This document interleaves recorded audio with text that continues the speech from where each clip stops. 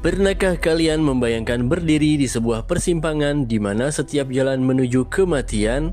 Di tangan kiri, kalian memegang botol obat untuk anak kandung kalian yang sedang sekarat karena demam tinggi. Di tangan kanan, kalian memegang kemudi bus berisi 23 anak kecil yang menangis karena dikepung api setinggi gedung 10 lantai. Inilah kisah nyata Kevin, seorang sopir bus yang selama ini hanya dianggap sebagai orang kecil dan pecundang oleh keluarganya sendiri.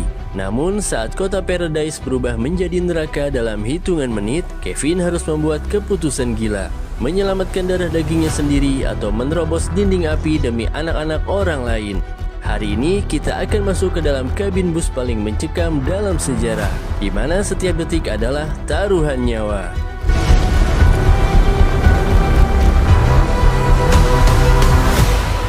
Kisah dimulai di kota Paradise, California Utara. Namanya berarti surga, dan bagi sebagian besar warga, kota ini memang tempat yang damai untuk menua di bawah naungan pohon-pohon pinus yang rimbun. Namun bagi Kevin, Paradise terasa seperti penjara ekonomi. Setiap pagi ia harus bangun saat hari masih gelap, menghidupkan mesin bus sekolahnya yang sudah tua, dan memulai rute panjang menjemput murid-murid. Kehidupan Kevin adalah sebuah luka yang tak kunjung kering. Sejak bercerai, istrinya pergi membawa martabat Kevin, memilih pria lain yang punya segalanya. Kevin ditinggal bersama ibunya yang sudah renta dan putranya Saun, yang kini menjadi remaja penuh amarah. Hubungan mereka retak parah. Saun menghabiskan waktunya hanya untuk bermain HP, menonton TikTok, dan bersikap kasar. Baginya, Kevin hanyalah sopir bus yang tidak punya masa depan. Kevin sering mencoba menasihati Saun, tapi Saun hanya membalas dengan tatapan sinis. Masalah Kevin tidak berhenti di rumah. Di pangkalan bus, suasana juga sangat tegang. Ibu bos pemilik pangkalan sedang dikejar-kejar tagihan. Dari tagihan listrik, air, uang sekolah, sampai cicilan yang menumpuk. Kevin sempat meminta tambahan jam kerja, tapi perusahaan sendiri sedang diambang bangkrut. Do you copy?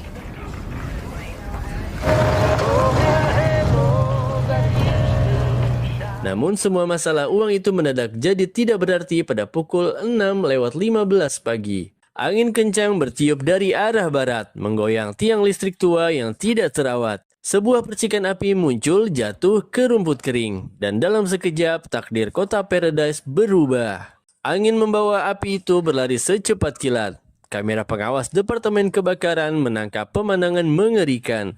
Hutan mulai membara hebat. Para petugas damkar segera meluncur, tapi mereka sadar kecepatan api kali ini tidak masuk akal. Ini bukan kebakaran biasa. Ini adalah bencana nasional yang sedang menjemput mangsanya. Orville engine 2161. 2161, Orville, copy. ICP is being established in scooters on Highway 7. Saat api mulai menyapu pinggiran kota, Kevin baru saja menyelesaikan mengantar kelompok murid pertama. Ia berencana pulang sebentar karena mendapat telepon dari ibunya. Suara ibunya terdengar sangat panik di telepon. Kevin, Saun demam tinggi, badannya menggigil dan dia terus muntah. Ibu takut sekali. Belum sempat Kevin menenangkan ibunya, mantan istrinya menelpon. Bukan untuk membantu, tapi untuk memaki. Kau benar-benar ayah yang buruk, Saun sakit dan kau tidak ada di sana. Jika terjadi sesuatu padanya, aku akan mengambil hak asuh Saun selamanya. Cepat pulang atau kau akan menyesal. Fire out in Concal. I don't think it's anything to worry about, but Kevin sudah memegang kantong plastik berisi obat demam. Ia sudah memutar setir busnya ke arah rumah. Namun tiba-tiba radio pangkalan berderit keras. Suara ibu bos terdengar histeris di antara suara sirine yang mulai meraung-raung di latar belakang. Kevin, kau satu-satunya yang busnya kosong. Ada 23 murid tertinggal di sekolah dasar Ponderosa. Jalanan macet total. Orang tua mereka terjebak evakuasi. Kevin, kumohon jemput mereka. Nyawa mereka ada di tanganmu. IC copies. We need out some. Di persimpangan jalan itu, Kevin terdiam, napasnya sesak. Di depannya ada jalan menuju rumah tempat anaknya menunggunya dengan tubuh menggigil. Di sebelah kanannya adalah jalan menuju sekolah yang sebentar lagi akan ditelan api. Dengan air mata yang mengalir di pipinya yang kusam, Kevin mengambil keputusan paling berat. Ia membelokkan busnya ke arah sekolah. Ia memilih menjadi pahlawan bagi orang lain, meski ia merasa menjadi pengkhianat bagi anaknya sendiri. Kevin tiba di sekolah tepat saat asap hitam mulai menyelimuti gedung. Ibu Mary, sang guru, sudah berdiri di depan pintu dengan wajah pucat pasi. 23 murid SD langsung digiring masuk ke dalam bus. Anak-anak itu menangis, mencari orang tua mereka yang tidak ada di sana. Duduk tenang anak-anak, Pak Kevin akan membawa kita ke tempat aman, ujar Ibu Mary dengan suara gemetar, mencoba memberikan keberanian yang ia sendiri pun tidak memilikinya. Perjalanan keluar dari Paradise berubah menjadi adegan film horor. Jalan utama macet total, ribuan mobil terjebak, klakson berbunyi bersahut-sahutan, dan orang-orang mulai turun dari mobil lalu lari dengan kaki telanjang karena ketakutan. Kevin menyadari jika ia tetap di jalan utama, bos itu akan menjadi peti mati logam bagi mereka semua.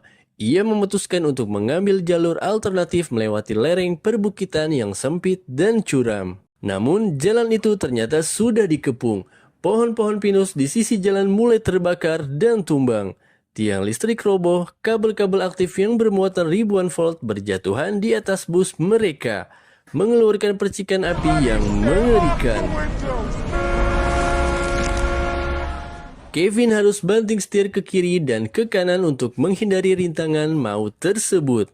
Ketegangan bertambah saat muncul beberapa orang yang sudah kehilangan akal sehatnya akibat panik. Mereka menodongkan senjata ke arah bus, mencoba merampas bus tersebut demi menyelamatkan diri sendiri. Kevin tetap tenang, ia menginjak gas dan berhasil melewati para penjara itu.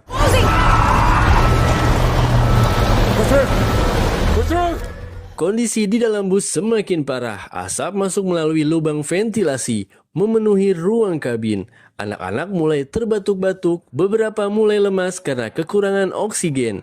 Hawa panas dari luar membuat kaca bus terasa seperti panggangan.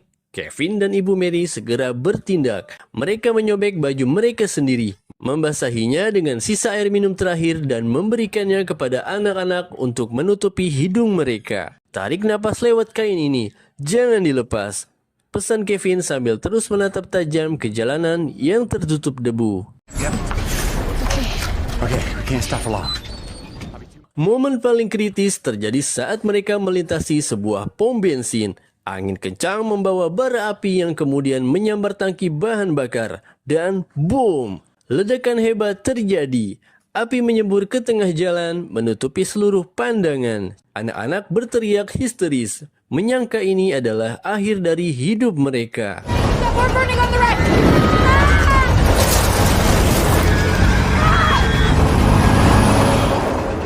Setelah perjuangan yang terasa seperti selamanya, bus yang sudah hangus itu akhirnya keluar dari zona kabut asap dan sampai di tempat evakuasi. Saat pintu bus terbuka, anak-anak itu berlarian ke pelukan orang tua mereka yang sudah menunggu dengan tangis haru. Ibu bos datang menemui Kevin. Ia tidak lagi marah soal uang.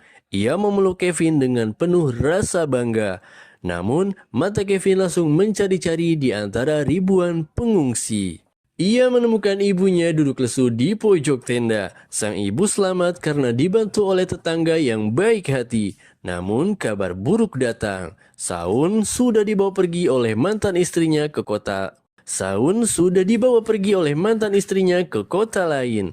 Saun merasa sangat sakit hati. Ia menganggap ayahnya lebih mementingkan tugas daripada anaknya yang sedang sakit parah. Beberapa hari kemudian, Kevin mengunjungi bekas rumahnya. Paradise yang dulu hijau kini rata dengan tanah. Hanya tumpukan abu putih dan batang pohon hitam yang tersisa. Kevin berdiri di reruntuhan kamarnya, menemukan sisa-sisa kenangan masa kecil Saun yang sudah hangus. Ia merasa sebagai ayah yang gagal.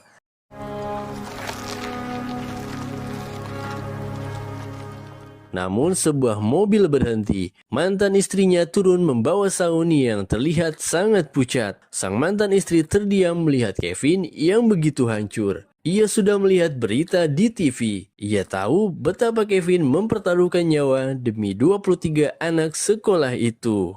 Shaun berjalan perlahan menuju ayahnya. Di saat itulah tembok kebencian Shaun runtuh. Ia menyadari bahwa ayahnya bukan seorang pecundang. Ayahnya adalah pahlawan yang sebenarnya. Kebakaran Paradise menghancurkan setidaknya 13.500 rumah dan merenggut 85 nyawa manusia. Pihak perusahaan listrik akhirnya dinyatakan bersalah karena kelalaian mereka. Namun bagi Kevin, harta bisa dicari, rumah bisa dibangun kembali, tapi rasa hormat dan cinta dari anaknya adalah kemenangan terbesar yang pernah ia raih seumur hidupnya. Bencana itu memang membakar rumahnya, tapi juga membakar segala kebencian yang selama ini menghalangi kasih sayang di antara mereka. Terima kasih sudah menonton. Jangan lupa klik like, komen, dan subscribe serta di-share kepada tetangga terdekat. Sampai jumpa di video selanjutnya.